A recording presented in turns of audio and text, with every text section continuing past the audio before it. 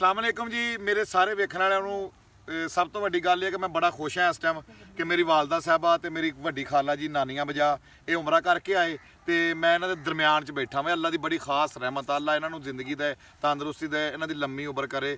ਤੇ ਖਾਲਾ ਹੁਣੀ ਕਹਿੰਦੇ ਕਿ ਖਾਲਾ ਜੀ ਤੁਸੀਂ ਫਿਰ ਕੇ ਆਏ ਮਦੀਨੇ ਦੇ ਬਾਰੇ ਸਾਨੂੰ ਇੱਕ ਦੋ ਗੱਲਾਂ।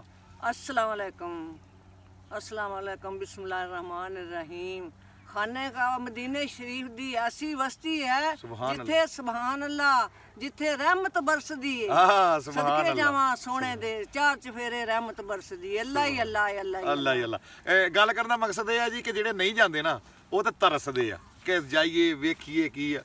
ਜਿਹੜੇ ਹੋ ਆਉਂਦੇ ਆ ਨਾ ਉਹ ਤੜਫਦੇ ਆ। ਇਹ ਮੈਂ ਅੰਦਾਜ਼ਾ ਇਹ ਲਾਇਆ ਕਿ ਵਾਲਦਾ ਦੇ ਕੋਲੋਂ ਵੀ ਸੁਣੀਆਂ ਤੇ ਖਾਲਾ ਕੋਲੋਂ ਵੀ। ਅੱਛਾ, ਇਹਨਾਂ ਦੇ ਕੋਲ ਗੱਲ ਹੀ ਮਦੀਨੇ ਦੀ, ਯਾਨੀ ਕਿ ਅਸੀਂ ਮਦੀਨੇ 'ਚ ਫਿਰਨ ਡਏ। ਖਾਬਾ 'ਚ ਵੀ ਕਦੀ ਮੱਕੇ ਆ ਕਦੀ ਮਦੀਨੇ ਆ। ਅਸੀਂ ਉੱਥੇ ਰੋਜ਼ੇ ਵੀ ਇਹਨਾਂ ਨੇ ਰੱਖੇ, ਈਦ ਉੱਥੇ ਕੀਤੀ, ਬੜੇ ਅੱਲਾ ਨੇ ਇਹਨਾਂ ਨੂੰ ਸਾਥ ਦਿੱਤੀ। ਤੇ ਵਾਲਦਾ ਸਾਹਿਬਾ ਮੇਰੀ ਇਹ ਜਿਹੜੇ ਆ ਇਹ ਵੀ ਕੁਝ ਆਪਣਾ ਦੱਸਣਗੇ, ਯਾਨੀ ਕਿ ਇਹਨਾਂ ਦਾ ਕੈਸਾ ਸਫ਼ਰ ਰਿਹਾ, ਕੀ ਕਹਿੰਦੇ ਆ ਜੀ।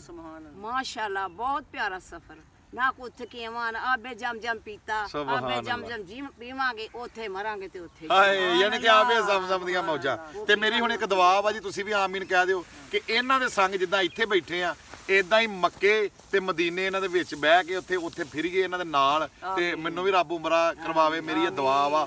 ਤੇ ਇਹਨਾਂ ਨੇ ਮੈਨੂੰ ਥਾਪੜਾ ਦੇ ਦਿੱਤਾ, ਅੰਮਾ ਜੀ ਵੀ ਦੇ ਦੇਣ ਥਾਪੜਾ, ਖਾਲਾ ਜੀ ਵੀ। ਤੇ ਅੱਲਾ ਕਾਮਯਾਬੀਆਂ ਦੇਵੇ, ਸਾਨੂੰ ਉੱਥੇ ਮਾਲਕ ਸੱਦੇ।